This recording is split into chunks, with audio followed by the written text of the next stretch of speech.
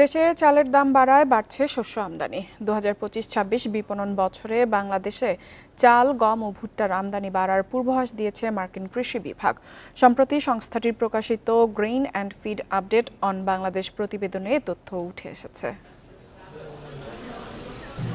আন্তর্জাতিক বাজারে চালের দাম গত ৮ বছরের মধ্যে সর্বনিম্ন পর্যায়ে থাকলেও দেশে দাম বাড়ছে। ভালো ফলন, পর্যাপ্ত সরকারি মজুদ ও আমদানির সুযোগ থাকা সত্ত্বেও দাম বাড়ছে।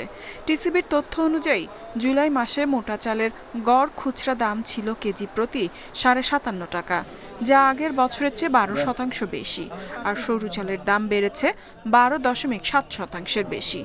এ অবস্থায় বাড়ছে শস্য আমদানি। যুক্তরাষ্ট্রের কৃষি বিভাগ এক প্রতিবেদনে জানিয়েছে, সরকারি ও বেসরকারি খাত মিলিয়ে ২০২৫-২৬ বিপণন বছরে চালের আমদানি দাঁড়াতে পারে ১২ লাখ টনে, যা গত বছরের তুলনায় ৮% বেশি। ইতিমধ্যে মে থেকে জুলাই প্রথম ৩ মাসে বাংলাদেশ প্রায় ২ লাখ টন চাল আমদানি করেছে। চালের পাশাপাশি গমের আমদানিও বাড়বে।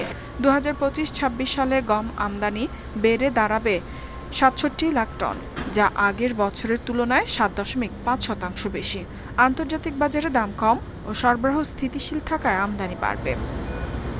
২০২৫-২৬ সালে দেশে ১,১৭,০০,০০০ হেক্টর জমিতে ধান চাষ হয়েছে, যা আগের বছরের চেয়ে সামান্য বেশি। মার্কিন কৃষি বিভাগের পূর্বাভাস অনুযায়ী চাল উৎপাদন হবে ৩.৭৫ কোটি টন। ইফা তারা, ইন্ডিপেন্ডেন্ট নিউজ।